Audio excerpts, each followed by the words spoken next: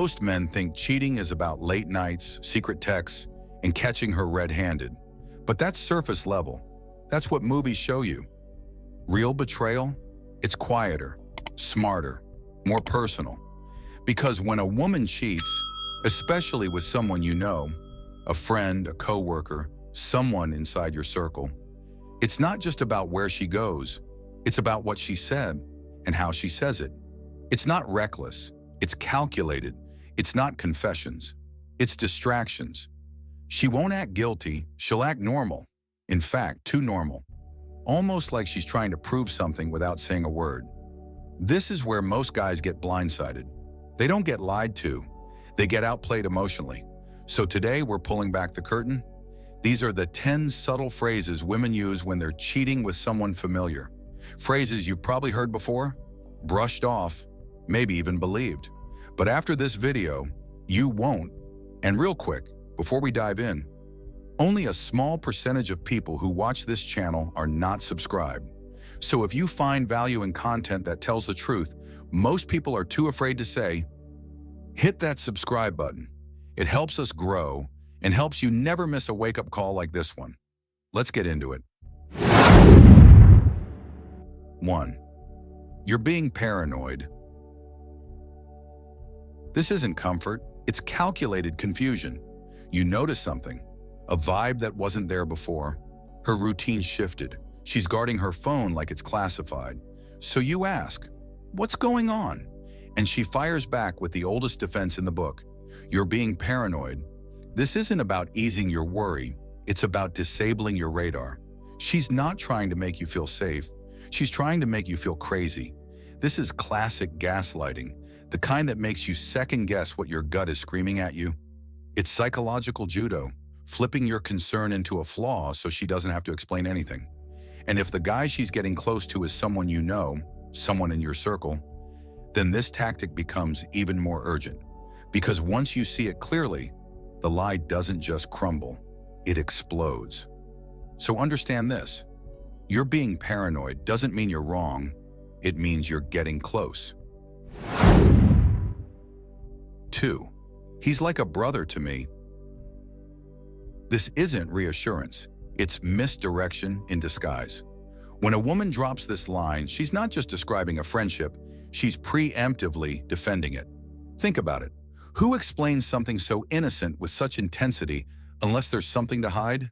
He's like a brother to me is designed to shut down suspicion before it ever starts. It's a verbal firewall, built not to comfort you, but to neutralize the very idea that something could be off. But here's the truth. People who have nothing to hide don't need to build defenses that early, because real siblings don't share lingering eye contact. They don't light up around each other when no one else notices. They don't have chemistry you can feel from across the room. So when she says this, it's not to inform you, it's to control the narrative. She's telling you how to feel about him so you never think to look again. 3. You're just insecure. This one cuts deep, not because it's true, but because it's meant to hurt. When you bring up a concern, a feeling, a shift in her energy, and she fires back with this, it's not conversation, it's psychological warfare.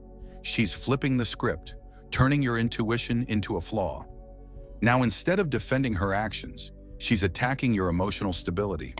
You're not noticing something off, you're just paranoid. You're not tuned in, you're broken. You're not wise, you're weak. This is how manipulation works. It isolates you. It makes you second-guess yourself. And the more you question your own reality, the more she's free to keep hiding hers. And if she's getting close to someone you both know, this phrase is her permission slip. It buys her time. It buys her space. It buys your silence. Because the one thing she can't afford is for you to keep trusting your gut. 4. Don't make this weird. You notice something you weren't supposed to. This phrase is the emergency brake she pulls when your intuition gets too close to the truth. Maybe it's the way she laughs a little too hard at his jokes. Maybe it's how they stand too close, whisper a little too softly, or share glances that linger a second too long. You feel it, that off-kilter moment, And when you finally speak up, don't make this weird. That's not a denial. That's a warning. She's telling you to back off, to stop seeing what you're seeing, to ignore the tension that just filled the room. Because if you keep pulling that thread, the whole thing unravels. She needs it to stay under the surface. Covert, casual, deniable. Because in the shadows, it can still be justified. But once you drag it into the light, once you force it to be named, it becomes real. And real is dangerous for her. Real means consequences. So this phrase isn't about comfort, it's a shield. One designed to protect not just her, but what she's quietly building. 5. I don't know why you don't trust me. This isn't vulnerability, it's strategy. When a woman says this in the middle of suspicion, it's not to clear the air, it's to fog it. You've seen the shifts. Her phone turned away more often, her mood unpredictable, her schedule suddenly packed with vague obligations. You raise a concern, and instead of answers, she plays the hurt card. I don't know why you don't trust me. And just like that, you're no longer the one looking for truth. You're the one causing pain. This is emotional jujitsu, a redirection. She doesn't need to defend her actions if she can make you feel guilty for even asking, especially if the man in question is someone you know, a coworker, a mutual friend, someone who blends in. The more guilt she can layer on, the less likely you are to ask again. But here's the real game. She's not trying to rebuild trust. She's trying to avoid exposure. Because trust would mean transparency. And that's exactly what she can't afford to give. 6. We just vibe. This one slips under the radar because it sounds casual, innocent, almost cute. But don't be fooled. When a woman says, we just vibe, especially about someone you know, what she's really saying is, there's a spark and I'm not willing to kill it. This isn't about harmless conversation. This is about emotional chemistry that's been left to simmer in the dark. It's the kind of vibe that turns into late-night texts, private jokes, and moments she never tells you about. Not because they're platonic, but because they matter more than they should. We just vibe is code for a connection I'm nurturing quietly. It's emotional infidelity in its prelude stage. And the most dangerous part? It hasn't crossed a physical line yet. So if you confront it, you look like the bad guy, overreacting, controlling. But understand this, vibes don't stay harmless for long. What starts as an innocent connection often becomes the doorway to everything else. 7. He gets me in a way no one else does. This isn't just a red flag, it's a resignation letter to your relationship. By the time she says this, she's already emotionally replaced you. She's created a new bond, one built on intimacy, understanding, and the feeling of being seen, not by you, but by him. And when that him is someone in your circle, the betrayal cuts deeper. This isn't just about emotional cheating. It's about building a safe house for her feelings outside your relationship. She's giving parts of herself to someone else. The conversations she used to have with you, they're happening elsewhere now. And here's what most guys miss. This line doesn't come out of nowhere. It's the result of weeks, maybe months of closeness, secrets, and subtle distance between you two. By the time she says it, the damage has already been done. You're not just losing her attention, you've lost her investment, her loyalty, her emotional anchor. And the worst part? She's convinced herself it's your fault. 8. It's not what it looks like. Let's be honest, it almost always is. This isn't a phrase she pulls out when things are fine. This is her damage control mode. It's reserved for moments when you've seen something she didn't expect you to. An unlocked phone, a strange message, a late-night meetup she can't explain fast enough. And now, she's scrambling. It's not what it looks like, isn't an explanation, it's a smokescreen. It's not meant to clarify, it's meant to stall, to confuse, to emotionally disarm you long enough for her to regroup. But here's what she doesn't expect, that you'll trust your gut more than her performance. Because this phrase isn't about protecting you. It's about protecting her story, the one that's been quietly unfolding behind your back. So when you hear this, don't second guess what you saw. Don't let her fake calm override your real instincts. You're not overreacting, you're waking up. 9. Why don't you trust my friends? This one is calculated. If she's getting too close to someone in your circle, someone you both know, this line is how she hides him in plain sight. She doesn't defend him directly, she defends the whole group. That way, your suspicion gets painted as paranoia. It's psychological sleight of hand. Now, instead of you watching one guy, you're made to feel like you're attacking all her friendships, that you're possessive, controlling, insecure.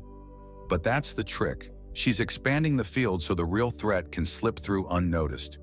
And the one she's protecting, he's not just some friend. He's strategically placed, close enough to blend in, far enough not to raise alarms until it's too late.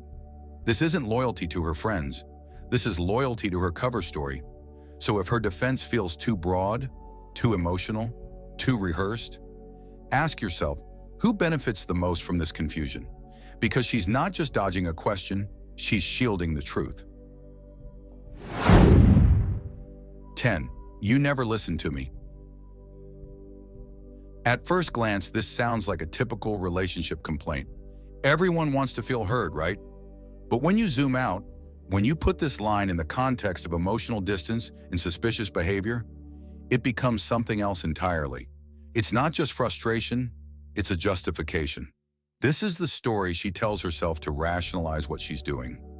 If she's emotionally involved with someone else, or worse, physically, she needs a reason, a way to sleep at night. And this phrase, "you never listen to me," becomes that reason. It rewrites the script. You didn't listen. You didn't care. You didn't understand. So she had no choice. She had to find that connection somewhere else.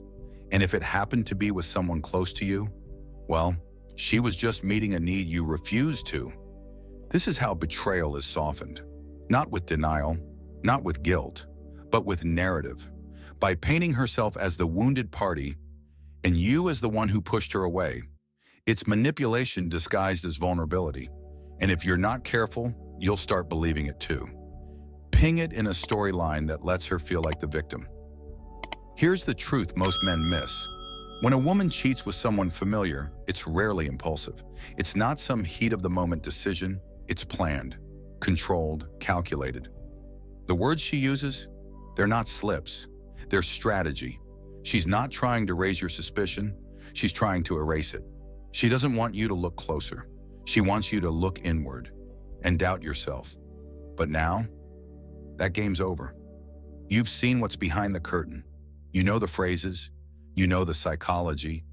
You know that what sounds casual can be a cover. What sounds innocent can be an invitation. What sounds defensive is sometimes a confession in disguise.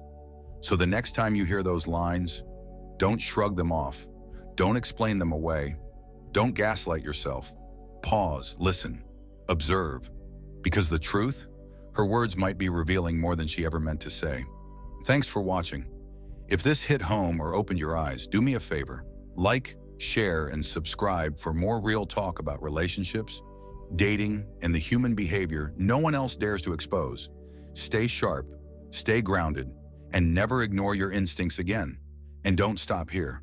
Check out the next video where we explore how Stoicism can help you stay grounded, confident, and magnetic, even in the chaos of modern dating.